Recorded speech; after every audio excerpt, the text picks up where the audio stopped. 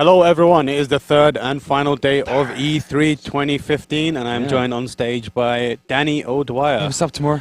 I'm good, how are you? I'm doing good. Danny, there are a lot of hot games at E3, front to back hot games, but one of the hottest is not being shown on the E3 show floor. Yes. It's behind closed doors. Yeah, that's true. Me and Andy Bauman were lucky enough to spend some time playing No Man's Sky. Yep. I've played it. It is a real video game. That's good because I still don't know what it is. Please explain to me what it is and if it's any good.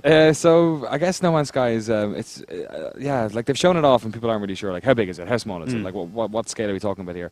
Basically it kind of plays like Minecraft in that you start off, you don't have many resources, you have like a gun that can like shoot like the most basic like structure and pull resources from it. Right. And then you take that resource and then you decide to either use it to combine it with another resource and you can sell that and get more money, or you can use it to upgrade your ship or upgrade your gun and get a better gun, or upgrade your suit and then use those abilities to kind of explore. So you get money for everything in this game. You get money for exploring, you get money for like finding planets, you get money for when you get into the planets for like scanning the wildlife and adding that to Atlas, which is like the global database which everyone pulls from. So like if you find enough stuff on a planet, then you can rename that planet and that'll be the same for anyone else playing the game. But it's not elite. It's not a game where you're going to be running into other players. Like you never run into other players. Even if you went to the same spot, as far as I know, it's all just feeding into this central database which then everyone else is pulling from. Okay.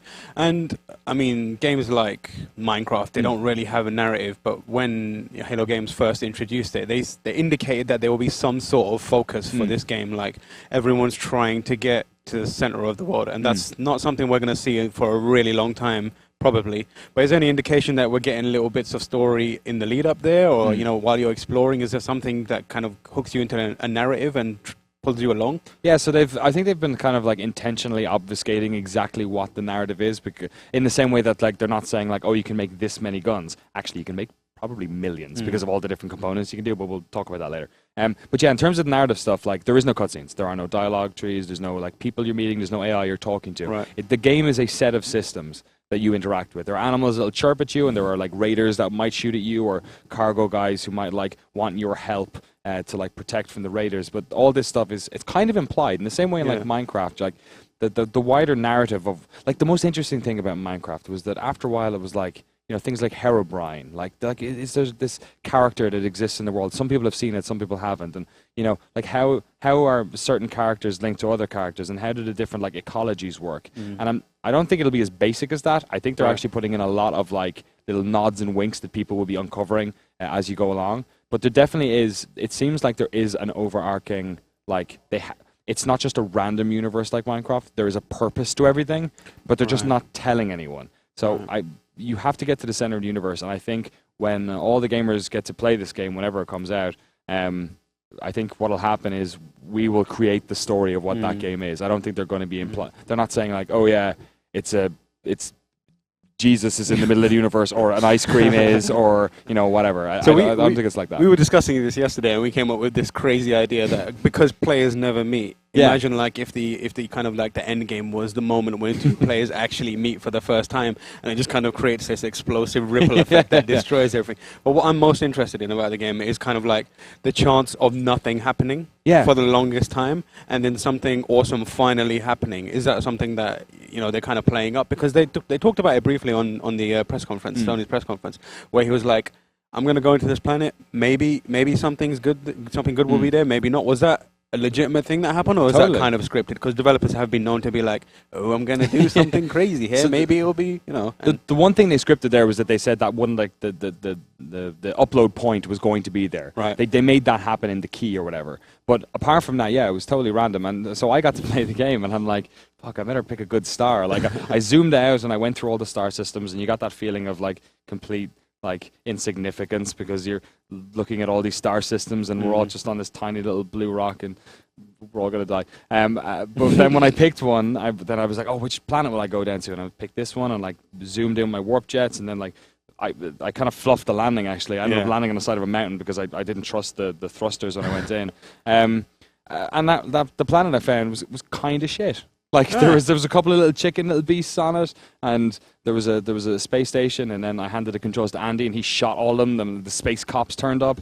Space cops. Yeah, so there's this thing like lots of the planets that have wildlife on them have these sentinels, which are basically robots that will turn up if you start messing with the planet. So I think that's probably something in the narrative that we don't know about. And the interesting thing about those is that it works like GTA. You basically have a 5-star system in the top right of the UI, and the more you do, the bigger sentinels come. But you can shoot those sentinels and then use their carcasses for trade as well. So you can just go down to a planet and intentionally just stir up shit. That is really interesting because they've never alluded to that, and it's the most gamey mechanical thing we've ever seen of it. And another thing that happened to me actually when we took up from that planet was that there was some traders. I saw them when we were going in, but when we were leaving the planet's atmosphere, there was some traders going past, and a bunch of I guess raiders or whatever like warped in and started attacking the traders.